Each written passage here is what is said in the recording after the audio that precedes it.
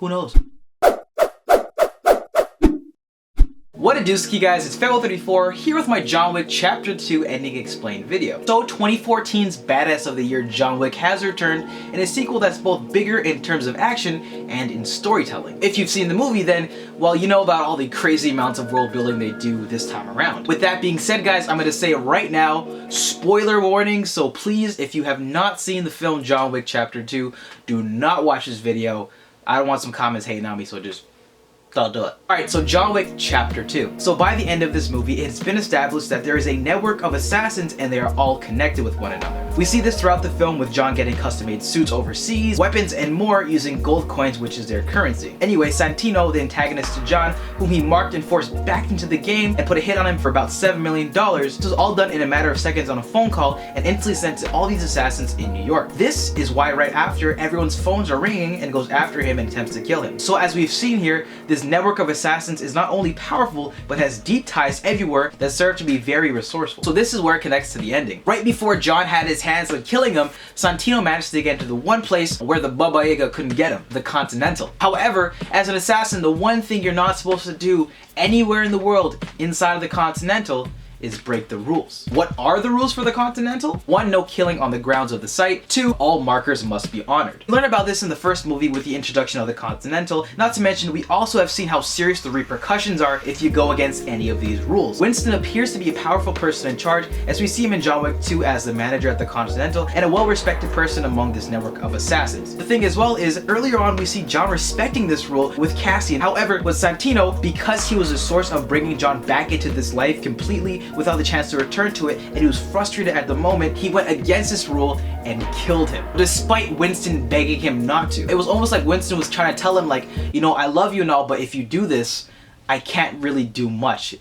Everyone's gonna come and get you. Normally you would just be killed off for breaking the rules, no questions asked, but for John, the movie ends with Winston telling him in response to why he isn't dead yet with, I've chosen not to. And on top of generously being spared this death sentence, which you should be getting, he is given a marker and an hour grace period before, you know, everyone tries to kill him. So the question is, why would he do that? I believe the reason why Winston let John go is because he's John's ward. What is a ward exactly? We see this explored in the movie with Cassian and Gianna. A ward essentially is a person that you follow or have a personal connection with. This could have a connection with being an assassin or sort of like an apprenticeship working with another assassin. Cassian elaborates a little bit on it when he was talking with John. I also think they subtly hint to Santino and Ares having a similar type of relationship. Now, Winston being John Wick's ward would make sense within that ending. He obviously liked him, as we saw in the previous film and the present one, and even calls him by his first name, which could indicate they know each other very well. Possibly John learned from him in his earlier years as an assassin, we're not too sure. Not to mention he showed John mercy and actually, instead of killing him, gives him a marker and a grace period. It's possible that John could have or potentially be in a similar ward-like relationship that Cassian is in. This could be a reason why they incorporated this element in the film. Also, believe it or not, John Wick 2 has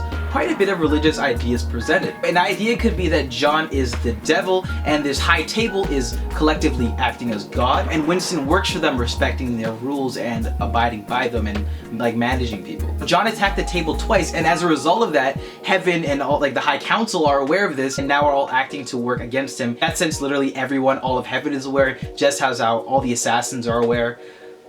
This also connects to the various devil references that are made with John. One in particular in my mind that stood out was the whole "you don't want to owe me" line. Like when I was reflecting on that, it kind of made sense because like the devil isn't somebody you want to owe. Like he's like a person who always tries to betray you, or you don't want to owe the devil anything. And as we see when Winston is telling John not to kill him, there's a sort of a sense that he wants to help him, but if John's going too far, then he can't. I think Winston gave him this marker because despite going against the rules and forcing him to excommunicado, as they say, leaving him a target for the rest of the world, he is still trying to help him as a result of being in a mark with him. That's why he gave it to him to assist him in the future, John Wick 3. This would also explain why he gave him an hour break. All of the people in that ending sequence were listening to Winston on their phones and are all assassins trying to kill John for the reward. So after that ending and a ton of world building, John Wick 3 is out in the open and it's gone international. Explore exploring some possibilities for John Wick 3, they could easily address some of the loose ends in this film, some of which would be some of the assassins that were placed here, like the Continental overseas. I could see that coming back in some capacity. Also, with regards to the high table, there is still an open spot, so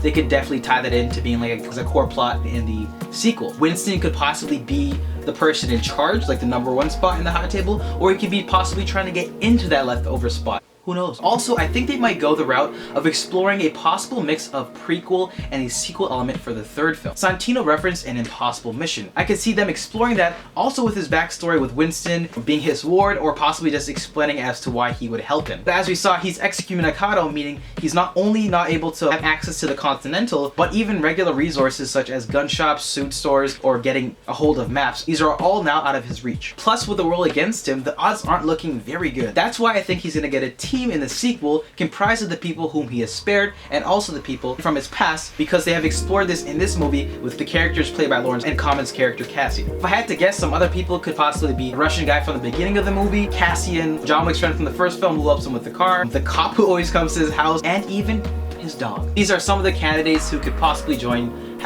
#Team John Wick. Oh, also, not to mention, they could also bring in Dafoe's character from the first film. Anyway, guys, that is my John Wick Chapter 2 ending explained. Hope you guys enjoyed it. If you did, be sure to leave a like and subscribe if you have not already. Also, guys, don't forget to check out my social media links in the description down below. That's it for me, guys. My review will be up very shortly, and I'll see you next time. Peace.